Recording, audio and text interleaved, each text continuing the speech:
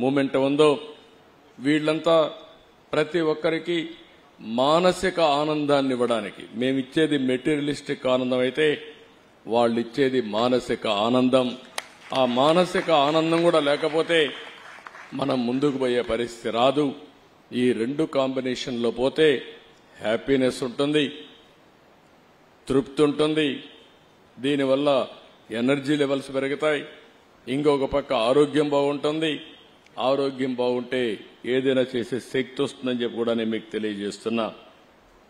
ఇంకొక పక్కన వారు ఈరోజు మీరు చూస్తా ఉంటే ఒక పక్కన భగవద్గీత పైన ప్రచారం చేయడం, ఇంకొక పక్కన అక్షయ పాత్ర. నేను మనస్ఫూర్తిగా అభినందిస్తున్న అక్షయ పాత్ర మేనేజ్మెంట్ ని. మధు పండిట్ దాస్ గారి నేతృత్వంలో అక్షయ పాత్ర బెంగళూరు హెడ్ క్వార్టర్ గా వారు ఉండి నడిపిస్తున్నారు. ఆ రోజు శ్రీకృష్ణుడు ఆలయం ఉన్న 10 కిలోమీటర్లో ఎవరు కూడా ఆకలితో బాధపడకూడదనే ఆలోచనతో ఆ రోజు శ్రీ లాలా ప్రభుపాద స్ఫూర్తితో ఈ అక్షయ పాత్రని ప్రారంభించారు. 23 సంవత్సరాల్లో 400 కోట్ల మందికి భోజనం పెట్టగలిగారు. మనస్ఫూర్తిగా అభినందిస్తున్న ఈ ఆర్గనైజేషన్. ప్రభుత్వం నిర్వహిస్తున్న మిడ్ డే మీల్స్ లో అయితే మధ్యాహ్న భోజనంలో మామూలుగా నాణ్యత లేని భోజనం నుంచి పరిశుభ్రంగా చాలా పరిశుభ్రంగా ఉండమే కాదు, క్వాలిటీనే కాదు, న్యూట్రిషియస్ ఫుడ్ ని వీళ్ళు అందించే పరిస్థితిలో ఉన్నారు. ఇంకొక పక్క ఒక్క రోజున మనం అంటాం అన్నదానం అన్నింటికంటే మహాదానం.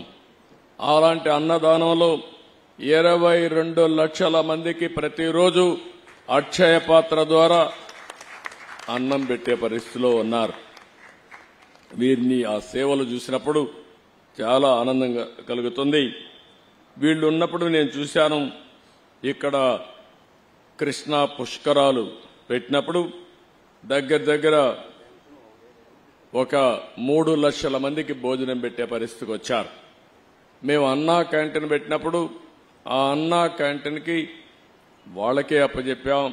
ఒక చిన్న కంప్లైంట్ లేకుండా బ్రహ్మాండంగా అన్నా క్యాంటీన్ నిర్వహించిన ఘనత కూడా అక్షయ పాత్రదని చెప్పి కూడా నేను మీకు తెలియజేస్తున్నా. 203 కేంద్రాలు పెట్టాం. ఆ 203 కేంద్రాల ద్వారా పెద్ద ఎత్తున పెడితే ఈరోజు గడచిన ప్రభుత్వం అన్నా క్యాంటీన్ల పైన కక్షగట్టి మూసేసే పరిస్థితికి వచ్చారు. మళ్లీ తొందరలోనే అన్నా క్యాంటీన్లు ప్రారంభిస్తామని చెప్పి మీ అందరికీ హామీ ఇస్తున్నా. దీనికి ఒక స్ఫూర్తి కూడా ఉంది. ఒక పక్క అక్షయ పాత్ర, ఒక పక్క నందమూరి తారక రామారావు గారు కూడా మొట్టమొదటిసారిగా తిరుమల తిరుపతి దేవస్థానంలో అన్నదానం ప్రారంభించారు. ఆ కార్యక్రమానికి శ్రీకారం చుట్టారు. ఈరోజు దాతలకు కొదవలేదు. ఈ దేశంలో నమ్మకమైన వ్యవస్థ ఉండాలి. వెంకటేశ్వర స్వామి దేవాలయంలో అన్నదానాన్ని ప్రారంభిస్తే ఇప్పటికే 1000 కోట్లు 1200 కోట్ల రూపాయలు కార్పస్ ఫండ్ ఉంది. ఎవరైనా సరే బర్త్డే గాని వాళ్ళ ఇంట్లో ఎవరైనా జన్మదినాన్ని సెలబ్రేట్ చేసుకుంటే ఒక రోజంతా కూడా డొనేట్ చేసే పరిస్థితికి వస్తున్నారు. అంటే అక్షయ పాత్ర కూడా మీరు ఒక్కసారి చూస్తే ఏ పని చేయాలన్నా ఒక నిర్ణయం చేస్తే ఆ నిర్ణయాన్ని బ్రహ్మాండంగా ఆమోదిస్తున్నారు. ఇప్పుడు 70-80 ప్లేసెస్ లో వాళ్ళు మోడర్న్ ఎక్విప్మెంట్ పెట్టి ఆధునికమైన వసతులతో వంట సెంట్రలైజ్డ్ కిచెన్ పెట్టి బ్రహ్మాండంగా చేస్తున్నారని చెప్పి కూడా నేను మీకు తెలియజేస్తున్నా. ఇవన్నీ చూసినప్పుడు ఇక్కడ ఎంత మాట్లాడినా తక్కువ అవుతుంది. ఈ ఆర్గనైజేషన్ మనస్ఫూర్తిగా అభినందిస్తున్నా. భగవంతుడు ఆశీస్సులు ఈ ఆర్గనైజేషన్కి మెండుగా ఉన్నాయి. ప్రజల నమ్మకాలు కూడా ఉన్నాయి.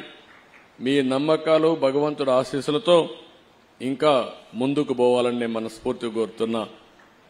పెనుగొండలో ఒక పక్క లక్ష్మీ నరసింహస్వామి స్టాచ్యూ 108 అడుగులు సింగిల్ స్టోన్ తో తయారు చేయడానికి ముందుకు వచ్చారు. అది నేను ఎప్పుడో అప్పచెప్పాను. కానీ గడిచిన ప్రభుత్వం దానికి కూడా అడ్డుపడే పరిస్థితికి వచ్చారు. ఏ మంచి కార్యక్రమం ఉన్నా దాన్ని అడ్డుపడడం 5 ఏళ్లలో ఈ రాష్ట్రంలో జరిగింది. ఇంకా అలాంటి స్పీడ్ బ్రేకర్లు గాని విధ్వంసంగా ఉండదు. పూర్తిగా ప్రోత్సహిస్తాం. మంచి చేసే వాళ్ళందరికీ చిరునామాగా ఆంధ్రప్రదేశ్ ఉంటుందని, అలాంటి మంచి కార్యక్రమాలతో మీరు ముందుకు రావాలని మీరు కూడా అందరినీ ప్రజలను కోరుతున్నా. 5 కోట్ల పైన ఉన్నాం ఆంధ్రప్రదేశ్లో. తెలంగాణ ప్రపంచం అంతా కలిస్తే 10 కోట్ల మంది తెలుగు జాతి ఉంది. నా ఉద్దేశం ఒకటే, భారతీయులు బాగుండాలి, అందులో అగ్రస్థానంలో తెలుగు జాతి ఉండాలనేది నా ప్రగాఢమైన ఆకాంక్ష, అది నా కోరిక. అందుకే నేను మిమ్మల్ని అందరినీ కోరుతున్నా, ఇలాంటి మంచి కార్యక్రమాలకి మీ వంతు సహకారాన్ని కూడా అందించండి.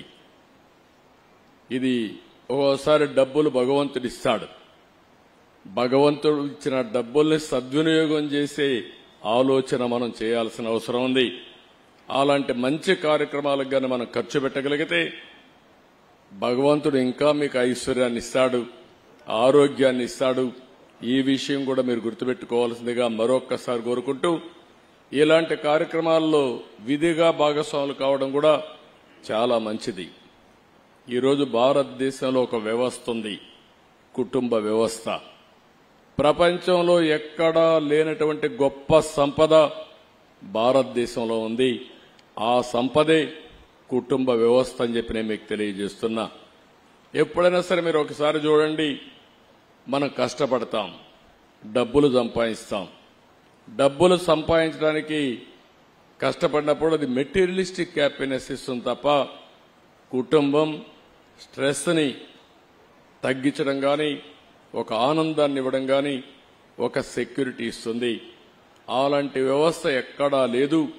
అది భారతదేశం యొక్క సొంతం.